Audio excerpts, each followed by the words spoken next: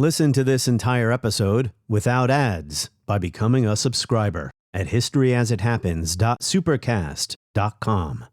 This is a bonus episode of History As It Happens. It's Wednesday, October 1st. How often do you hear about what's going on in Moldova, a former Soviet republic that declared its independence in 1991? Well, this small country in Eastern Europe just held parliamentary elections that took on a wider significance, not only about Moldova's future, but the future of this thing we call Europe, as Moldova, like Ukraine, is being pulled from both sides, by the European Union to the west, by Russia to the east. The pro-EU Party of Action and Solidarity won an absolute majority, 55 out of 101 seats, an impressive victory after Moscow tried to interfere in what's often called hybrid warfare. Here's President Maia Sandu. Russia has not achieved its objectives. It has spent a lot of money in these elections, but the results show that they failed. And what Russia is doing today in Moldova is not only about Moldova, it's against the EU. The New York Times reports the pro-Russian Patriotic Electoral Bloc says the vote was rigged.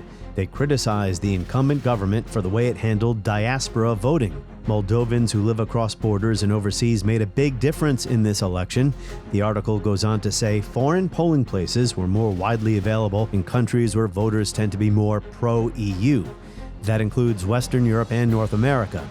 Moldova operated 5 voting stations in Belgium, 24 in Britain, and 22 in the United States, but only 2 in Russia. So during this perilous time for democratic norms and institutions, even what happens in little Moldova makes international headlines. It falls within that popular framework of liberalism versus autocracy as the defining conflict of our age. Veronica Anghel is an expert on the European Union, an assistant professor at the Robert Schuman Center for Advanced Studies at the European University Institute. She joins us from Brussels. Veronica Anghel, welcome back. It's great to be here. Good to see you, Mart. Moldova, small country, about 2.5 million people, tucked underneath Ukraine, declared its independence from the Soviet Union back in 1991, August 27th, 1991 to be exact. Yet Russian troops have remained in the separatist Transnistria region in eastern Moldova ever since. What is Russia's interest in Moldova? What does it matter to Moscow whether Moldova joins the European Union or not? Well, Moscow treats Moldova as part of its old sphere of influence. This frozen conflict in Transnistria gives Russia a permanent leverage, or at least that's what they're looking to have. And it keeps Moldova apparently, unstable, or the aim was to discourage NATO or EU integration, and signals that Moscow still dictates security outcomes in Eastern Europe. So whether Moldova joins the EU matters to Russia, because EU accession would lock the country into a Western trajectory, cutting Moscow out of its politics, its economy, and its identity debates. Those debates transcend Moldova, right? So it cannot be stated often enough that this conflict, frozen conflict in Transnistria, and Transnistria itself, which is a mainly Russian-speaking territory that has been de facto separate from the rest of Moldova, is not Donbass. It's not even Abkhazia, like what we've seen in Georgia. But Moscow is much less invested in here. On paper, there are about 1,500 troops, Russian troops on the ground, but most experts and some of the government officials that I've spoken with would say that most are locals in Russian uniforms.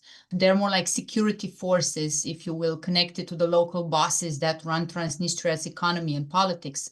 And the number of actual Russian officers who remain is less than 100. So it's not really an invading force, but it is a space that Russia has invested in to keep as part of its sphere of influence. Veronica, over the past several years, when I've done a number of episodes about Ukraine and Russia, I've covered the historical, cultural, linguistic, political ties between the two places. By now, we all know, the history of Crimea and the history of Ukraine and the Soviet Union. Moldova was part of the Soviet Union. There are Russian-speaking ethnic Russians in Moldova.